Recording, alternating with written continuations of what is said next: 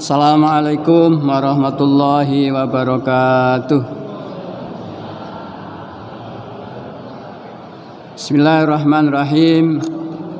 Alhamdulillahirabbil alamin wa bihi nasta'inu ala umuri dunya waddin. Wassalatu wassalamu ala khatamil anbiya'i wal mursalin wa ala alihi wa sahbihi ajma'in. Rabbi shrahli sadri wa yassirli amri wahlul 'uqdatam min lisani yafqahu qawli. Amma ba'd. Qala ta'ala fil Qur'anil aziz. A'udzu billahi minasyaitonir rajim. Bismillahirrahmanirrahim. Ya ayyuhalladzina amanu taqullaha haqqa tuqatih wa la tamutunna illa wa antum muslimun. Faqala aidan a'udzu billahi minasyaitonir rajim. Qul aghairallahi tahidu waliyan fatiris samawati wal ardi wa huwa yut'imu wa la yut'am. Qul inni umirtu an akuna awwala man aslama wa la takunanna minal musyrikin. Wala takum minal musyrikin. Shadaqallahul azim. Bapak Ibu jamaah salat maghrib rahimakumullah ingkang kawula hormati. Syukur alhamdulillah dene dalu menika kita tasih dipun paringi nikmat saking Allah berupa nikmat iman, nikmat Islam, nikmat sempat dan nikmat sehat. Sehingga dengan keempat nikmat itu kita masih bisa hadir di majelis yang mulia ini sasampunipun kita sami nindakaken kewajiban kita ingkang insyaallah menika dados kebetahan kita benjang wonten ing yaumil akhir inggih menika nindakaken salat maghrib kanthi berjamaah. Mugi-mugi salat maghrib ingkang kita sami lampahi nika saged mbikak pintu berkah di awal malam ini hingga sampai akhir malam nanti. Mudah-mudahan sih berputar sampai hari-hari berikutnya. Allah senantiasa maringi kemudahan dumateng kita sami. Amin ya rabbal alamin. Salawat ugi salam ugi katur dumateng junjungan kita Rasulullah Muhammad sallallahu alaihi wasallam, dumateng keluarga lan para sahabatipun, ugi dumateng kita insyaallah ingkang tahsi istiqomah dalam rangka mengabdikan diri kita masing-masing ke hadirat Allah Subhanahu wa taala dengan menjalankan segala perintah-perintahnya, meninggalkan segala larangannya, dan senantiasa menjalankan sunnah-sunnah Rasulullah Sallallahu Alaihi Wasallam. Bapak Ibu jamaah salat maghrib rahimakumullah ingkang kaula hormati. Kepareng matur dalu menika kula badhe ngaturaken lanjutan tentang pelajaran tauhid inggih menika ingkang berjudul Fatir as-samawati wal ard, yang membuat langit dan bumi. Allah Subhanahu wa taala berfirman wonten ing surat 6, surat kaping 6, surat Al-An'am, ayatipun ayat ingkang kaping 11. A'udzu billahi minasyaitonir rajim. Qul aghairallahi attahidu waliyan fatiris samawati wal ardi wa huwa yut'imu wa la yut'am. Qul inni umirtu an akuna awwala man aslama wa la takunanna minal musyrikin. Surat Al-An'am surat ingkang kaping 6 ayat ingkang kaping 11. Yang maknanya artinya qul, katakanlah, aghirallahi tahidu, apakah akan aku jadikan pelindung, waliyan, selain dari Allah. At-tahidu waliyan, selain dari Dia, dari Allah. Allah fatiris samawati wal ard, Allah menika ingkang dadosaken langit lan bumi, ingkang sakmangke kita sami diami. Kita berada di atas bumi Allah, berada di naungan langit Allah Subhanahu wa taala. Padahal Allah menika ingkang maringi tetedan makanan dan juga tidak memberikannya. Nggih. Katakanlah sak temene aku diperintah, maksudnya aku di sini adalah Rasulullah sallallahu alaihi wasallam, supaya supados aku kula dadi wong sing paling pertama, sing wong sepisanan sing nyerahke dumateng Allah, yang beragama Islam. Islam itu artinya pasrah, menyerahkan dirinya kepada Allah. Islam itu artinya pasrah. Dan ojo pisan-pisan kowe kabeh kuwi termasuk mlebu marang golongan wong musyrik. Nah, ayat menika memberikan pemahaman dumateng kita Bapak Ibu, dene Allah menika zat yang menciptakan bumi dan langit, ingkang paring rizki berupa makanan barangkali dan yang lainnya. Ugi Allah merintahke karo Nabi Muhammad, kowe aja pisan-pisan dadi wong musyrik, tapi kamu menjadi orang yang pertama menyerahkan diri kepada Allah. Islam, iman aslama. Nah itu nggih. Awwala man aslama. Semoga engkau jadi orang yang pertama menyerahkan diri kepada Allah. Wala takunna, janganlah sekali-kali kamu termasuk kelompok orang-orang yang musyrik. Musyrik itu apa? Musyrik itu di samping percaya kepada Allah masih percaya kepada yang lainnya, zat lain. Artinya panjenengan insyaallah pada masa Rasulullah, sebelum Rasulullah diangkat jadi nabi dan rasul, orang-orang jahiliyah itu percaya kepada Allah, tapi dalam rangka memohonkan sesuatu, dia lewat orang selain Allah, itu berupa berhala-berhala. Yang saat itu berhala sebelum Nabi Muhammad diutus menjadi nabi dan rasul berada di dalam Ka'bah. Jadi saat itu Ka'bah itu dilingkari, dikubengi oleh patung-patung atau berhala-berhala yang sengaja dibuat oleh orang dan disembah oleh orang itu, yang menjadi rujukan agar supaya apa yang diminta mohon disampaikan. Padahal sebenarnya berhala-berhala seperti Lata, Uzza, Manat itu adalah patung-patung orang-orang jahiliyah, orang-orang saat itu yang alim, yang ngerti agama, yang paham dengan ketuhanan. Tapi setelah ia meninggal dunia, dikultuskan, dibuat berhala, dan berhala itu diberi nama Lata, Uzza, dan Manat. Nah itu.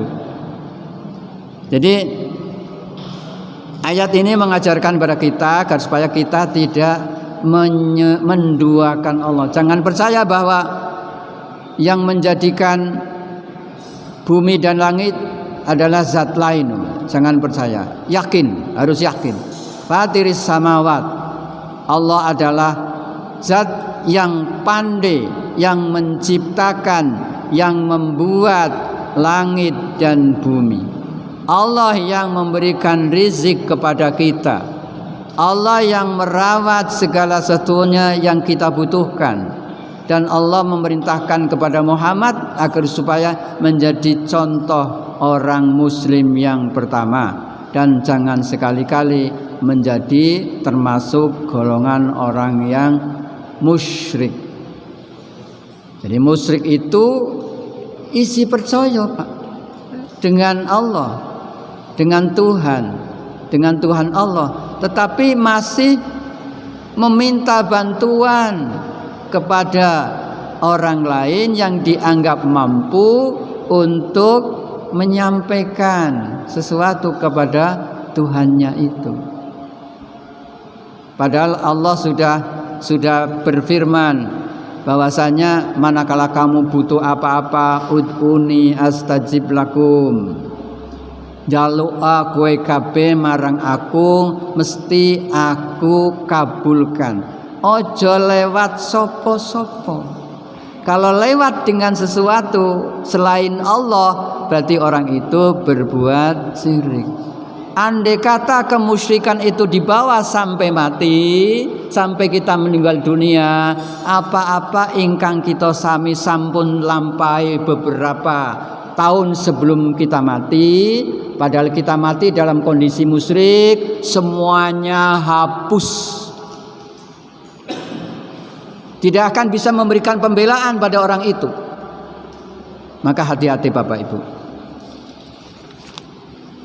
Adapun asbab nuzulnya surat 6 ayat yang ke-14 inggih menika ayat 11 surat 6 Al-An'am nggih menika senada kalian ayat berikutnya inggih menika ayat 19 wonten ing surat ingkang sami nggih.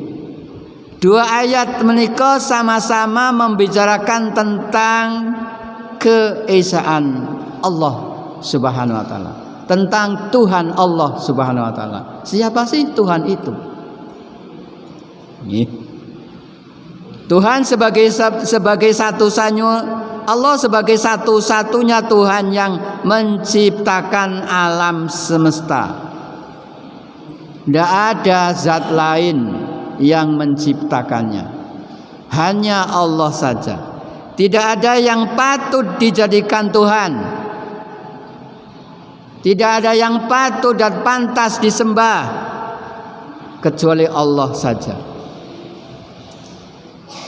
Nah itu kemudian turunlah ayat ini Bapak Ibu. Sebabnya ayat itu diturunkan pada ayat yang kemudian marilah bersama-sama kita perhatikan surat ayat berikutnya yaitu ayat 19. Qul ayyu syai'in akbaru syahadatan kulillah syahidun baini wa bainakum wa uhiya ilayya hadzal qur'an la yudriku bihi wa man balagha bainakum latas hadu anna ma'allah alihan ukhra kul la ashadu kul innama huwa ilahu wahid innani bari'um mimma tusyrikun, yang artinya katakanlah siapakah yang lebih kuat persaksiannya. Katakanlah Allah, dia menjadi saksi antara aku dan kamu. Dan Al-Quran ini diwahyukan kepadaku supaya dengan dia aku memberi peringatan. Maksudnya Quran ini diwahyukan kepada Nabi Muhammad dengan Al-Quran. Dia di sini maksudnya Al-Quran. Aku memberikan peringatan kepadamu dan kepada orang-orang yang sampai kepadanya Al-Quran. Jadi tugas Nabi Muhammad SAW adalah menyampaikan wahyu, memberikan peringatan kepada orang-orang, pada umatnya, dan untuk juga memberikan peringatan pada orang-orang yang padanya diturunkan Al-Quran.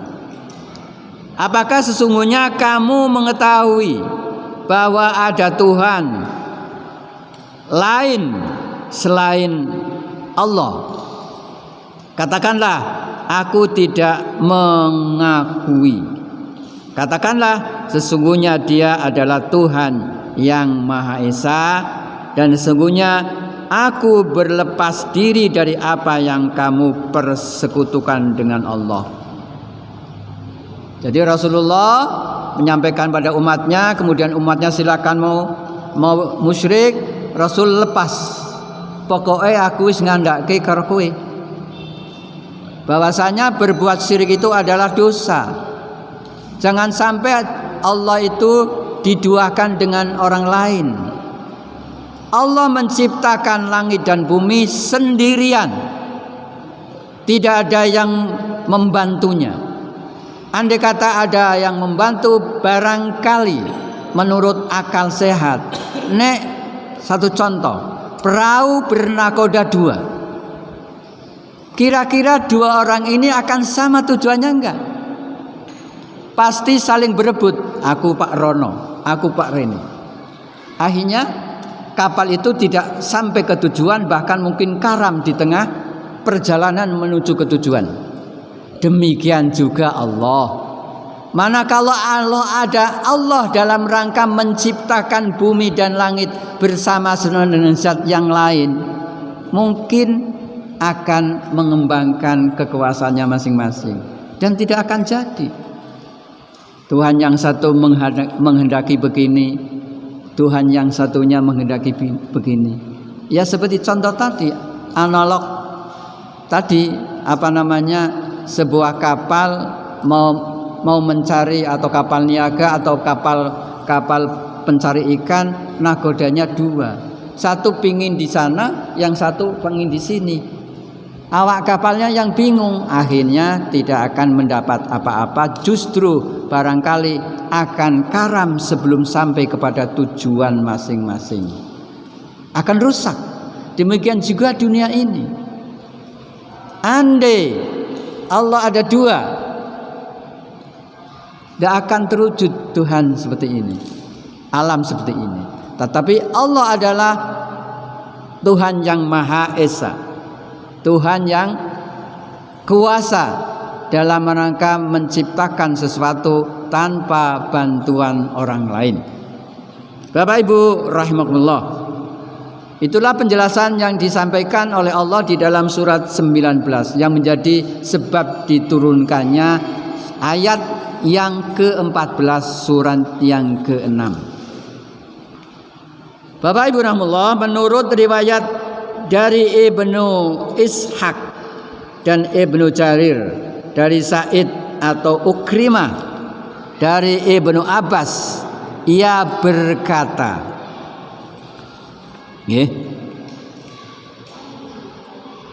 An-Nuham Ibnu Sa'id, Qarun Ibnu Ka'ab, Bahri bin Amr datang menghadap Rasulullah sallallahu alaihi wasallam dan berkata, wahai Muhammad, kami sendiri tahu bahwa tidak ada Tuhan selain Allah. Lalu Rasulullah SAW merespon kesaksian itu. Kesaksian mereka adalah La ilaha illallah, bidzalika bu'istu wa illa dzalika ad'u. Tidak ada Tuhan selain Allah, untuk itu hal itulah aku diutus, dan kepada tauhid demikianlah aku berdakwah. Tatkala tak lama kemudian surat ayat 19 surat Al-An'am dan surat 14 itu diturunkan kepadanya. Artinya saat itu orang-orang seperti Ibnu Abbas dan sebagainya, macam-macam para muhadisin itu datang kepada Rasulullah mempertanyakan, Ya Rasul, aku kuwi jelas sudah yakin bahwa tidak ada Tuhan selain Allah. Rasulullah merespon mengatakan begini, "Ya, tidak ada Tuhan selain Allah. Untuk itu," Rasul mengatakan, "untuk itu aku diutus olehnya untuk menyampaikan agar supaya kamu bertauhid kepada Allah saja." Ini pesan Rasul yang disampaikan oleh para sahabat saat itu.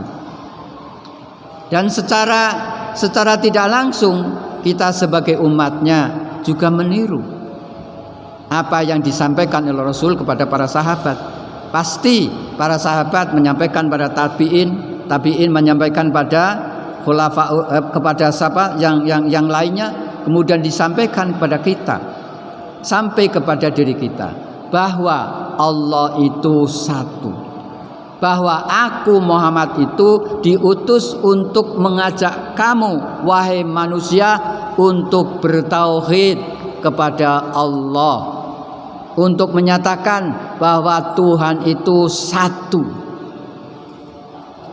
seperti yang dinyatakan oleh Allah dalam surat Al-Ikhlas. Qul huwallahu ahad, Allahus samad, lam yalid walam yulad walam yakul lahu kufuwan ahad. Katakan wahai Muhammad, sesungguhnya Tuhan itu satu, Allah itu satu. Allahus samad, Allah itu tempat semua makhluknya bergantung membutuhkannya. Jadi Allah Maha Kaya. Allah tempat di mana manusia membutuhkan sesuatu. Lam yalid walam yulad, Allah tidak beranak dan tidak diperanakkan. Artinya Allah itu tidak punya bapak dan ibu, dan Allah pun tidak punya anak. Sementara ada kelompok yang menyatakan bahwa Allah itu satu di antara tiga. Ada Tuhan Bapa, Tuhan Ibu, dan Tuhan Anak. Jelas itu adalah tauhid yang batal, yang tidak diakui. Karena tadi surat Al-Insan mengatakan lam yalid walam yulad walam yakul lahu kufuwan ahad, dan Allah tidak ada yang setara dengan Allah. Allah tidak sama dengan makhluknya. Itulah yang disebut ahad, esa, satu. Maka dari itu Bapak Ibu rahimahullah, agar supaya iman dan tauhid kita kuat, marilah bersama-sama untuk sekedar mendengarkan nasihat-nasihat yang disampaikan oleh para ustadz kita, oleh para ulama, oleh para habib, habaib, syekh yang faham dengan agama itu. Jangan sampai panjenengan cari sopo. Jadi kita harus ngaji. Kalau mau mengatakan sesuatu, sumbernya harus kuat. Oh, jare kae ngene, jare enggak jadi.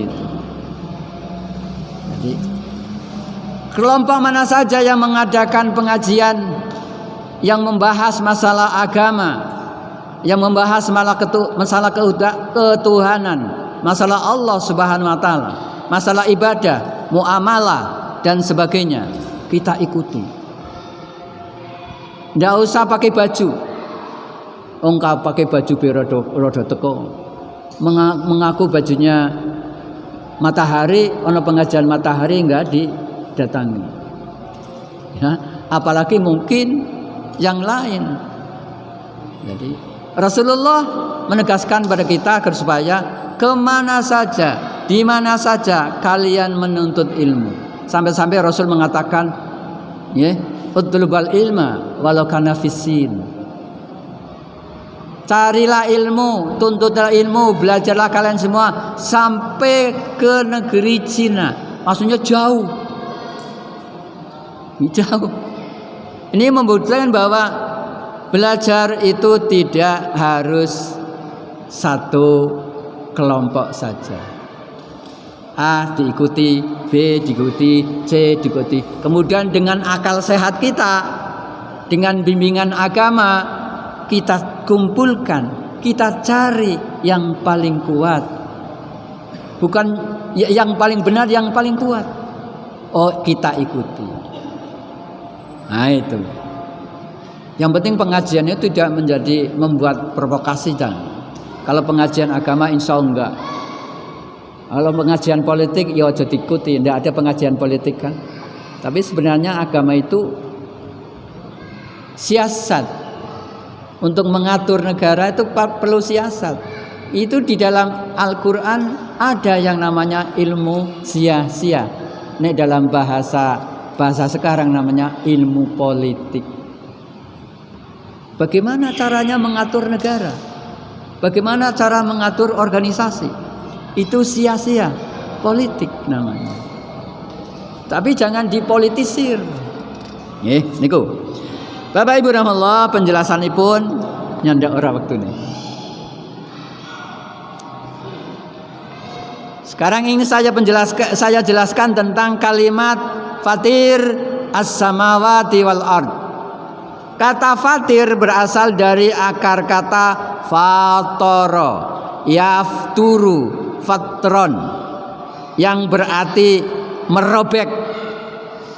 Allah berhak merobek setelah diciptakan besok pada hari kiamat. Kemudian membelah. Allah juga akan membelah langit setelah sebelumnya ditata dengan baik. Tapi pada satu saat yang nanti ketika hari kiamat, Allah yang membelah. Allah memerintahkan pada langit itu, pecahlah. Ikut pecah. Menciptakan ini yang menjadi asli kalimat atau apanya makna. Menciptakan. Tumbuh, terbit. Kata fatir adalah isim fa'il dari kata kerja fatoro yang berarti merobek, yang membela, yang menciptakan, yang menumbuhkan, dan yang menerbitkan. Sedang kata al samawat adalah bentuk jamak dari kata al sama yang berarti langit, dan kata al ard berarti bumi. Jadi fatir as-samawati wal ard ya berarti yang membuat langit, yang menciptakan langit dan bumi, yang membelah langit dan bumi, yang membelah langit dan bumi, yang menumbuhkan langit dan bumi. Ya, itu makna, banyak makna, tapi intinya adalah yang menciptakan. Allah menyebutkan dirinya sebagai fatiris samawati wal ard, zat yang pandai menciptakan, menumbuhkan, merobek, membelah langit dan bumi. Kapan? Ya nanti, tunggu pada waktu yang sudah ditentukan oleh Allah Subhanahu wa taala. Allah Subhanahu wa taala adalah Tuhan satu-satunya yang pantas disembah, yang pantas dipatuhi, yang pantas ditaati. Tidak layak mencari Tuhan lain selain Allah, sebab Allah Subhanahu wa taala satu-satunya pencipta bumi ini. Maka sudah sepantasnya lah semua orang yang tinggal di atas langit, yang berada di bumi, harus menghambakan diri, harus menyembah, harus bertuhan kepada Allah yang satu, yang menciptakan langit dan bumi itu, yang khaliqus samawati wal ard. Allah adalah pencipta langit dan bumi. Kemudian di dalam surat 12 surat Yunus ayat 101 Allah menegaskan, jenengan nanti bisa diperiksa nggih. Ya sekali-kalilah buka Qur'annya, membaca. Rabb qad ataitani minal mulki wa 'allamtani min ta'wili ahadisa fatiris samawati wal arda anta waliyuha fid dunya wal akhirah tawaffani musliman wa alhiqni bis sholihin. Ya Tuhanku, sesungguhnya Engkau telah menganugerahkan kepadaku sebagian kerajaan dan telah menganjurkan kepadaku sebagian, mengajarkan kepadaku sebagian takbir mimpi. Ya Tuhan, pencipta langit dan bumi, Engkaulah pelindungku di dunia dan akhirat. Wafatkanlah aku dalam keadaan Islam dan golongkanlah aku dengan orang-orang yang soleh.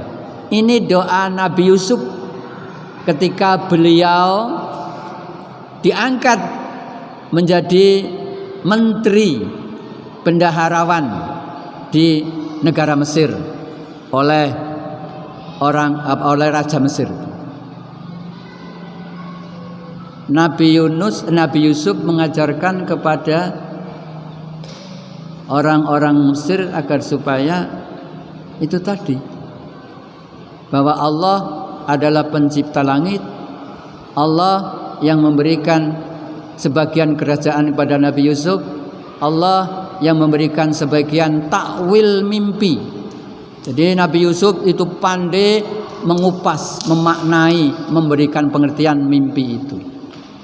Sehingga pada saat itu kemudian Nabi Yusuf diangkat menjadi bendaharawan yang mengatur. Asbabnya insya Allah pada kesempatan lain akan saya sampaikan. Rasanya sampai di sana dulu.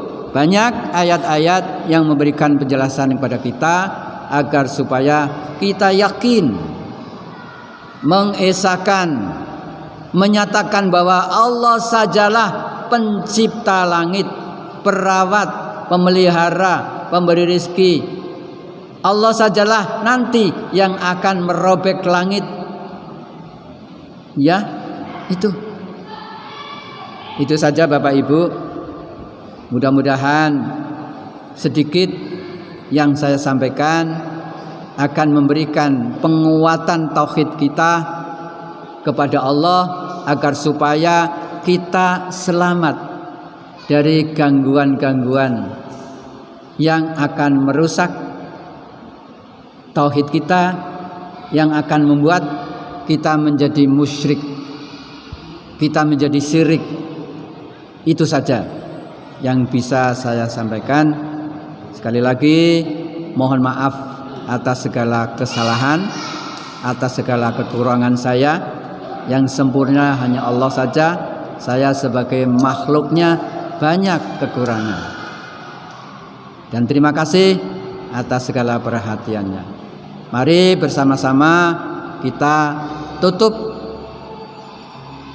pertemuan atau kajian pada malam hari ini dengan bacaan doa kafaratul majlis dan sayyidul istighfar bersama-sama. Bismillahirrahmanirrahim. Subhanaka Allahumma wa bihamdika asyhadu an la ilaha illa anta astaghfiruka wa atubu ilaik.